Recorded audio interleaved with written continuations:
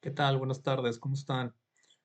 Bueno, pues bienvenidos a esta segunda parte de esta serie de videos que he decidido titular Derrida para Dummies.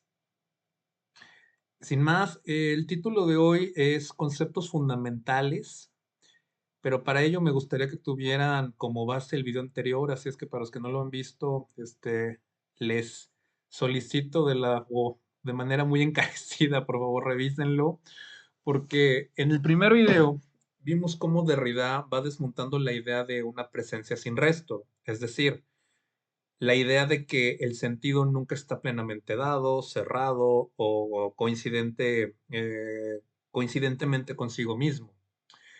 Porque ahora de lo que se trata es de responder a la pregunta que se desprende de manera inevitable de lo anterior, que es, si el sentido no está presente de una vez, ¿cómo es entonces que funciona sin desaparecer y cómo a partir de ello no caer en un relativismo? Dicho esto, me parece que para entrar de lleno en materia, es que la respuesta derridiana es que tenemos que partir del concepto de différance, que es el nombre que otorga a la serie de operaciones que ya están funcionando cada vez que algo significa.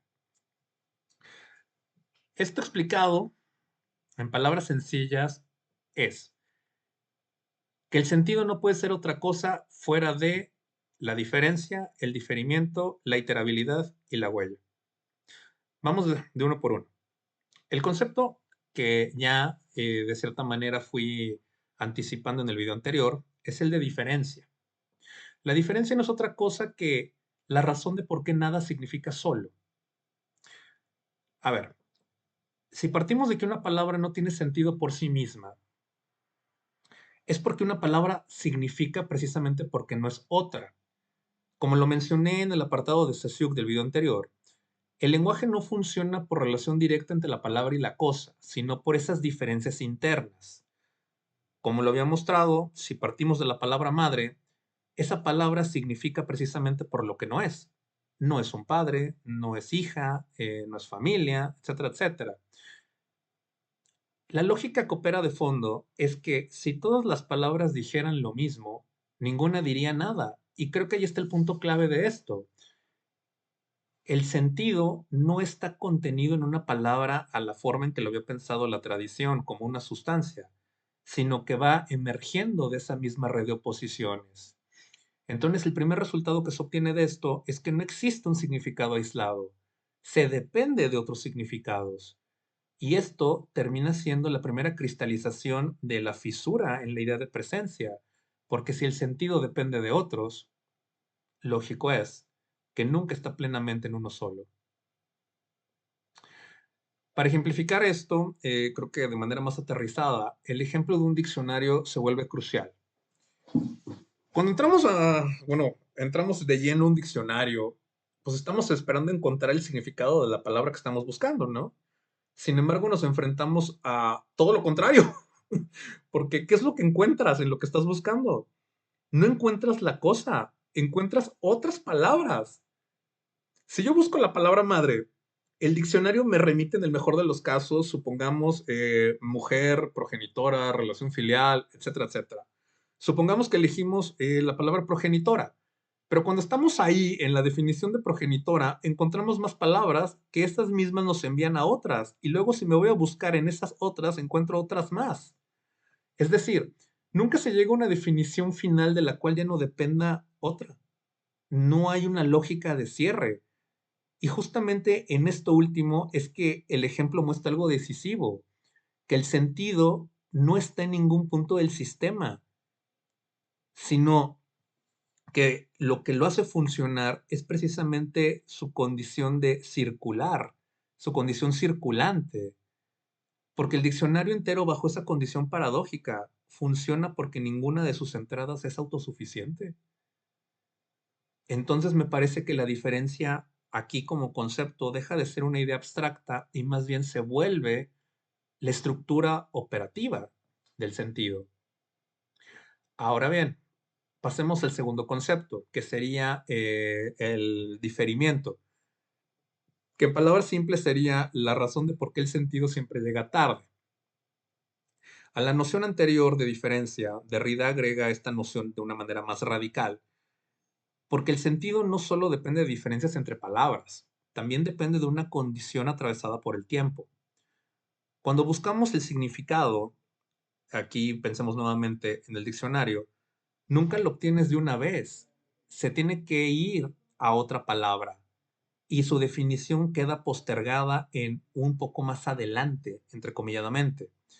Es decir, el sentido se va aplazando de forma que nunca coincide plenamente con el momento en que lo buscas. Esto es a lo que Derrida justamente llama diferimiento. Pero aquí cabe precisar que el sentido no está fallando por no llegar, sino que funciona porque nunca llega del todo. Es como una condición de apertura lo que se está develando.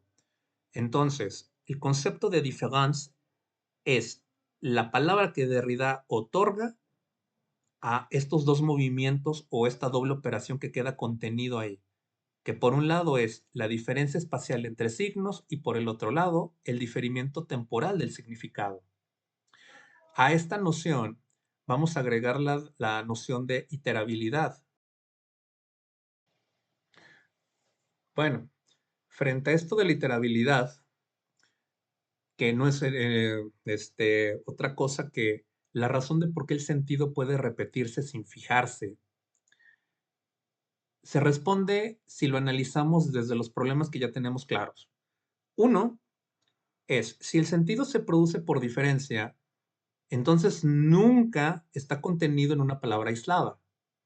Y dos, que si además está diferido, entonces nunca se da completamente en un momento presente. Con base en estos, ¿no les hace pensar que entonces abre una pregunta mucho más decisiva? La de ¿por qué el sentido no se pierde entonces?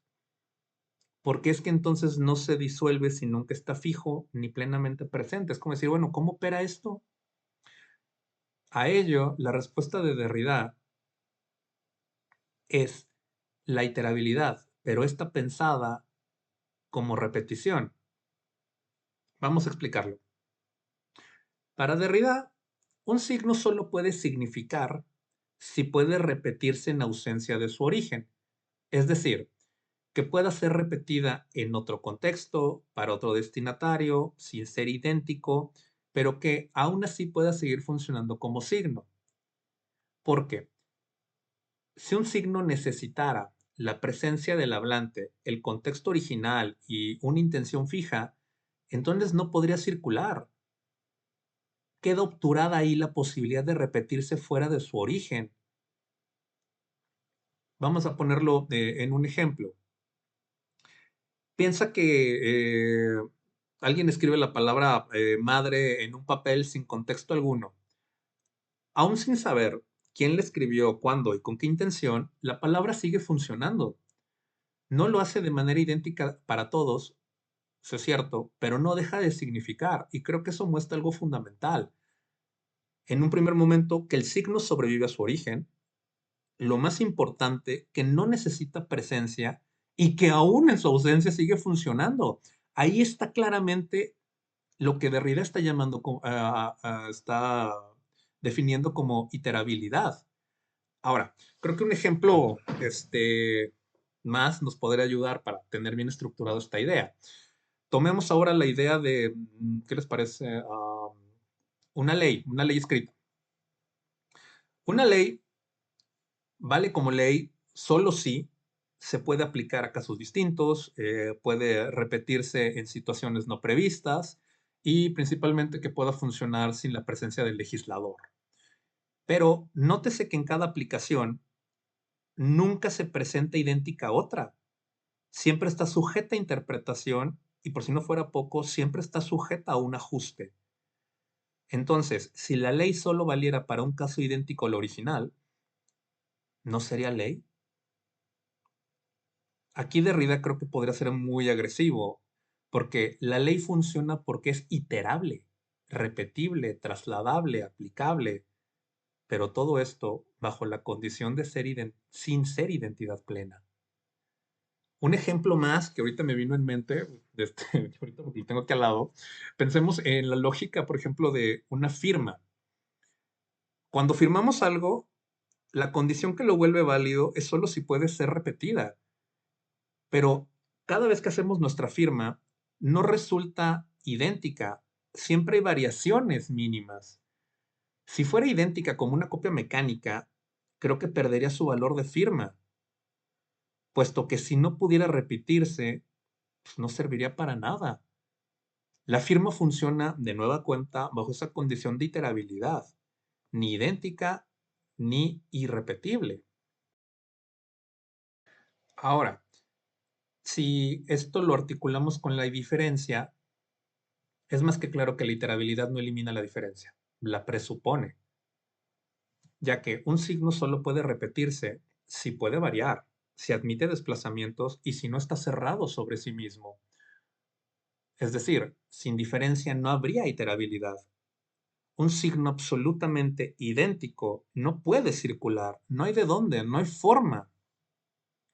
Pero si esto lo articulamos con el diferimiento, observamos que cada repetición ocurre en otro momento, bajo otras condiciones y por supuesto con otros efectos, lo cual significa que cada repetición reabre el sentido.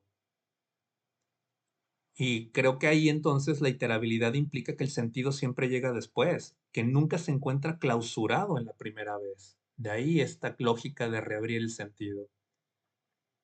Entonces, a manera de ir cerrando, la iterabilidad muestra que el sentido no depende de una presencia original, pero tampoco se disuelve en la pura variación. Se mantiene precisamente porque puede salir de sí, porque puede funcionar más allá de su origen. Esto me resulta más que claro si lo pensamos en que, de nueva cuenta, la palabra madre la usa tanto la poesía, la literatura, la medicina, psicología, etcétera, etcétera. Su definición es diversa, sin embargo, ello no la fractura.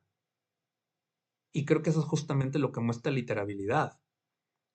Sale de sí, sin embargo, más allá de su punto original, originario, establece esa relación de funcionamiento, siempre pactado desde la lógica de la différance. Pero creo que ahí falta el elemento que termina de amarrar esto al 100%, que sería este último concepto de huella. Pero para cerrar contundentemente esta cuestión de literabilidad, es que literabilidad no es un defecto del lenguaje, sino más bien es lo que permite que el sentido circule, sobreviva, como lo acabo de demostrar, y siga funcionando sin quedar jamás fijado. Aquí creo que la idea fundamental es esa condición de mantenerse abierto, escapar a una significación plena o absoluta, es lo que permite precisamente el sentido, el poder moverse. Creo que Derrida está siendo muy crítico hacia la tradición. La tradición filosófica clausura el sentido sin dar cuenta de las implicaciones que tiene esa clausura.